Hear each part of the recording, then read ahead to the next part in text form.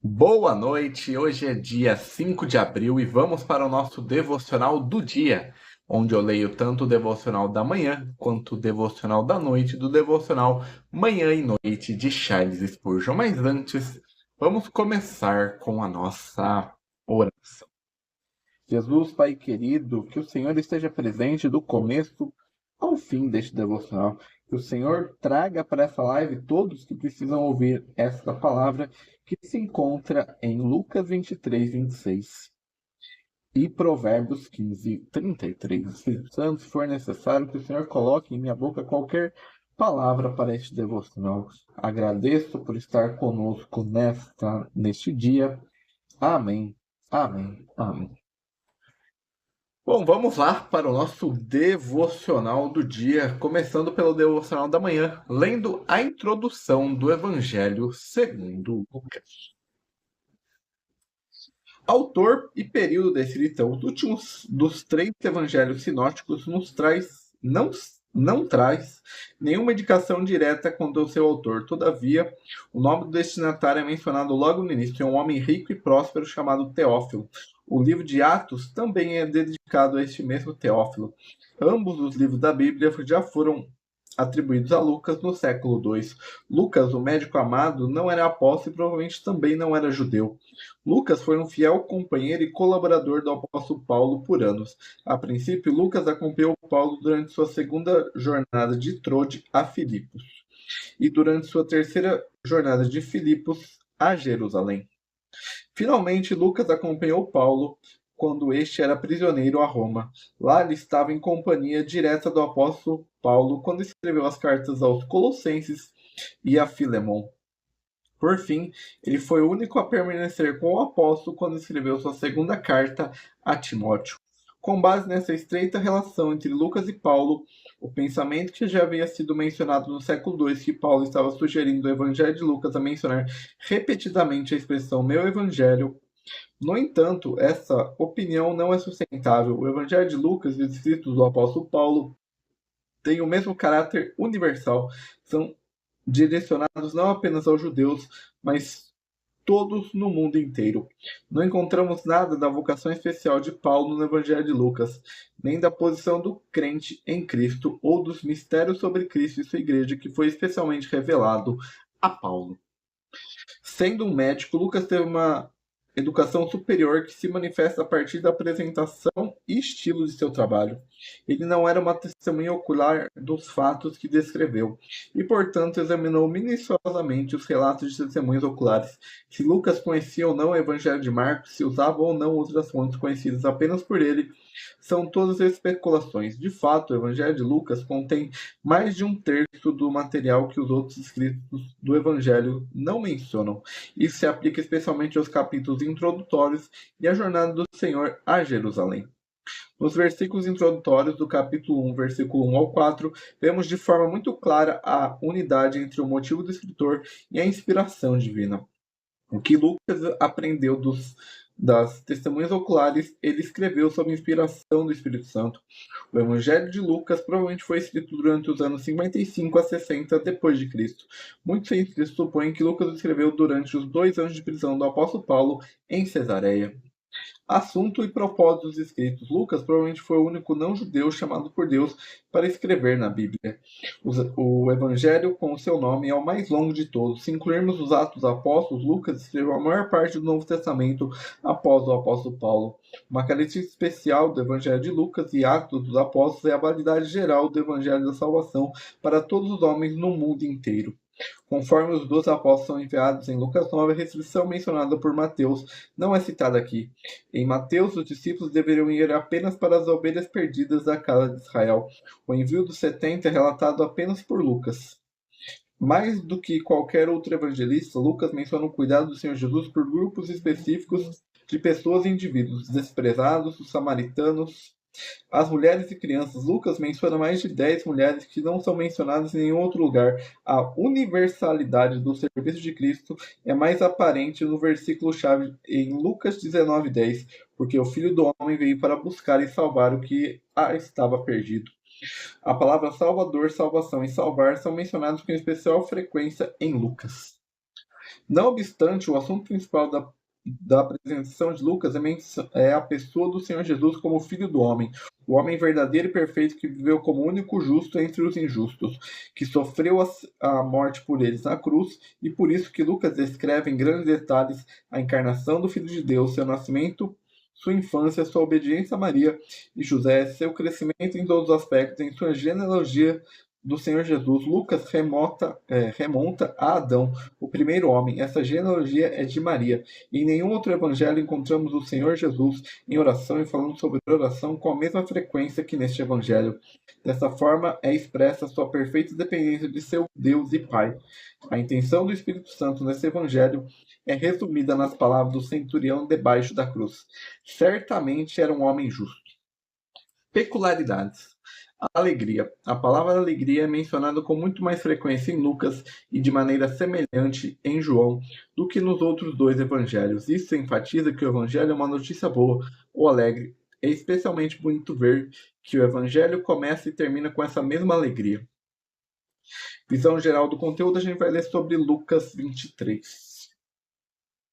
A condenação, a crucificação, a morte e o sepultamento de Jesus. E essa é a introdução da Bíblia Spurgeon para o Evangelho de Lucas. Agora vamos ler a introdução ao nosso devocional da manhã.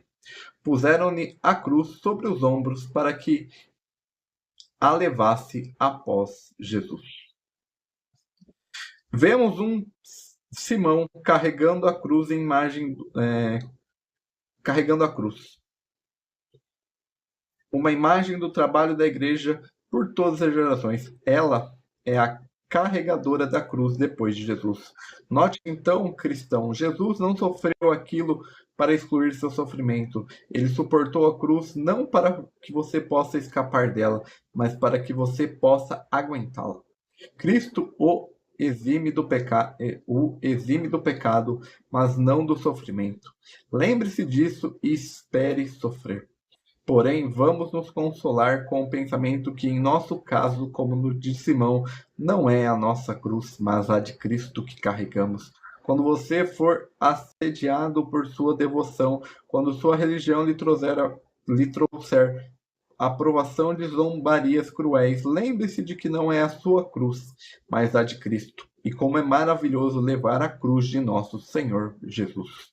Você leva a cruz depois dele, você tem companhia abençoada, seu caminho é marcado pelas pegadas de seu Salvador, a marca de seu ombro vermelho de sangue está naquele fardo pesado, esta é a cruz dele. E ele vai à sua frente como um pastor vai à frente de suas ovelhas. Pegue a sua cruz diariamente e o siga. Não esqueça também que você tem companhia para levar essa cruz. Alguns dizem que Simão levou apenas uma ponta da cruz, não ela inteira. É bem possível. Cristo deve ter carregado a parte mais pesada na viga transversal e Simão deve ter segurado a ponta mais leve. Certamente também é assim que você leva. É assim com você. Leve apenas a ponta mais leve da cruz. Cristo suporta a mais pesada. E lembre-se que, embora Simão tenha levado a cruz apenas por pouco tempo, isso lhe deu honra eterna. Da mesma forma, a cruz que nos leva é apenas um tempo, então recebemos a coroa e a glória. Certamente deveríamos amar a cruz em vez de fugirmos dela. Tê-la com muito querida, pois ela produz para nós o eterno peso da glória acima de todas as comparações. E esse é o devocional da manhã, para a gente não fugir da cruz. Se nós queremos a coroa da glória, nós precisamos carregar a cruz. Nós cristãos,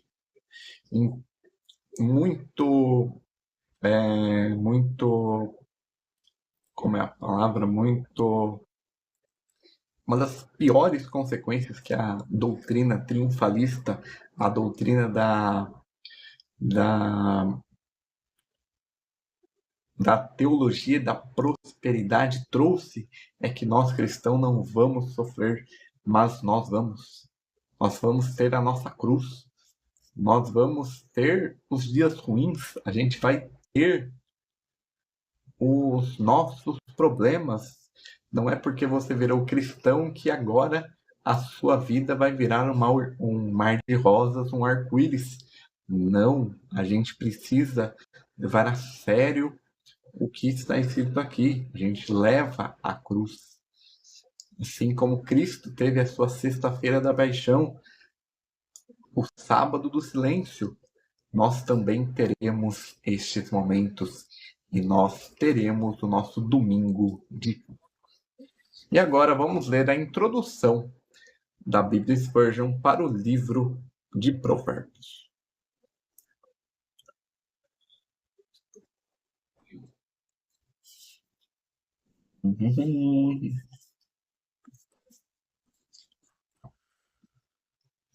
Circunstância da escrita. O livro de Provérbios tem o título inspirado: Provérbios de Salomão, filho de Davi.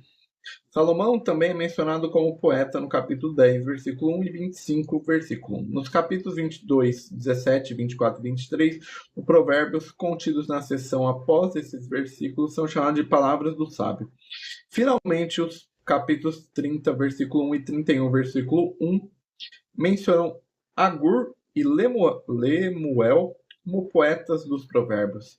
Não sabemos nada, entretanto, sobre sua identidade. Assim como Davi foi o maior poeta dos Salmos, Salomão foi o maior poeta dos provérbios. 1 Reis 4, 29 ao 34 declara: E Deus deu a Salomão sabedoria e muitíssimo entendimento e grandeza de coração, como a areia que está à beira do mar. E a sabedoria de Salomão sobressaía-se a sabedoria de todos os filhos da região oriental e toda a sabedoria do Egito, porque ele era mais sábio do que todos os homens, mais do que Etam, o Esraíta, e do que Emã, e de Calcol e Darda, os filhos de Maol. E sua fama estava em todas as nações ao redor. Ele falou 3.000 provérbios, e os seus cantos foram 1.005. E ele falou das árvores desde o cedro que está no Líbano até o isopo que brota da muralha. Ele falou também dos animais, das aves, dos répteis e dos peixes. E ali vinham todos os povos para ouvir da sabedoria de Salomão e de todos os reis da terra, os que mais haviam ouvido acerca de sua sabedoria.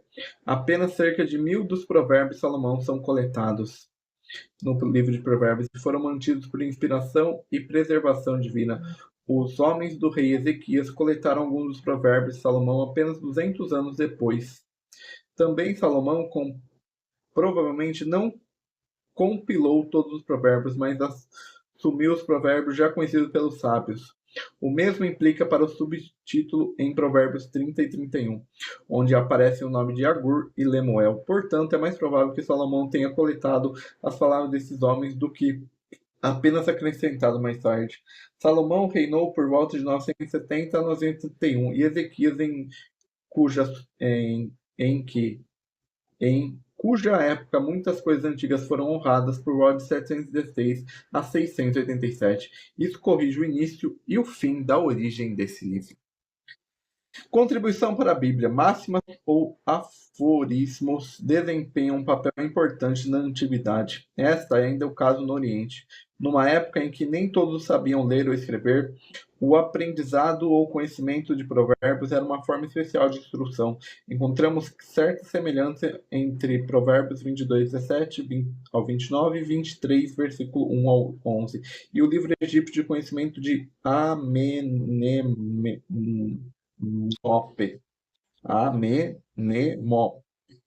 Essa descoberta, por um lado, confirma a difusão e a popularidade dos provérbios coletados no Oriente. Ao mesmo tempo, uma enorme diferença vem à tona. A máxima mundana e pagã é uma mistura de filosofia moral e pensamento por acaso. Quando os livros de provérbios falam nas Sagradas Escrituras consideram o temor de Jeová como objetivo, que é o princípio de sabedoria, o livro de provérbios mostra que o homem temente a Deus neste mundo deve buscar o que ele deve e o que ele deve evitar. O livro também ensina que o homem, independente de suas bênçãos espirituais sob o governo de Deus, colherá o que semeou. Ele contém o conselho de sabedoria divina para a vida diária de um homem temente a Deus em todas as dificuldades, provações perigos e alegrias. Em seu caminho nessa terra, os provérbios escritos por Salomão, o Rei da Paz, também apresenta certos paralelos com os princípios do Reino de Deus, conforme o Senhor Jesus nos apresenta no chamado Sermão do Monte, em Mateus 5, 6 e 7. A sabedoria divina, tão frequentemente mencionada em Provérbios, e que no capítulo 8 e 9 até fala do leitor de maneira personificada, encontra sua expressão perfeita no Novo Testamento na pessoa de Cristo, o Filho de Deus. Estrutura. O temor do Senhor. O temor do Senhor é a palavra-chave desse livro. O temor do Senhor é o princípio do conhecimento e da sabedoria. O temor do Senhor é odiar o mal e é a fonte de vida. Além de comparar as seguintes referências. O nome de Deus aparece apenas 5 vezes em Provérbios, enquanto o nome de Jeová, Javé, aparece em cerca de 85 vezes. Jeová é o nome que expressa a relação de Deus com suas criaturas, isto é, os homens, especialmente seu povo Israel. Forma poética. O livro de Provérbios também foi escrito em forma poética.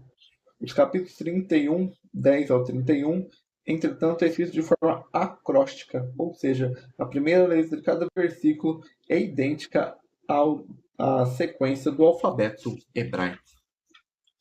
Spurgeon em Provérbios. Você tem aqui o conselho do rei Salomão, corretamente considerado um dos mais sábios dos homens. Vale a pena ouvir o que Salomão tem a dizer. Deve ser bom para o jovem mais inteligente ouvir, e ouvir com atenção que um homem tão experiente como Salomão tem a dizer aos jovens. Mas devo lembrar a você que um maior do que Salomão está aqui, pois o Espírito Santo inspirou os provérbios.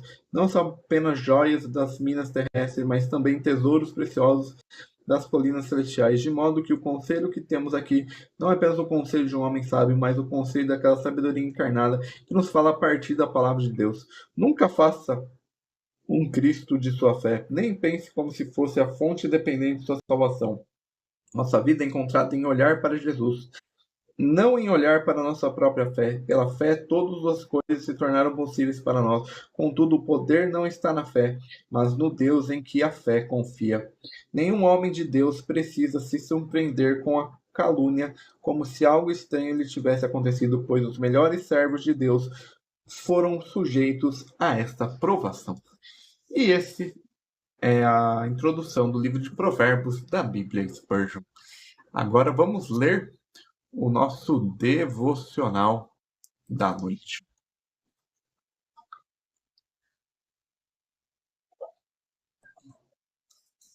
A humildade precede a honra. Provérbios 15, versículo 33. A humilhação da alma sempre traz consigo uma bênção positiva.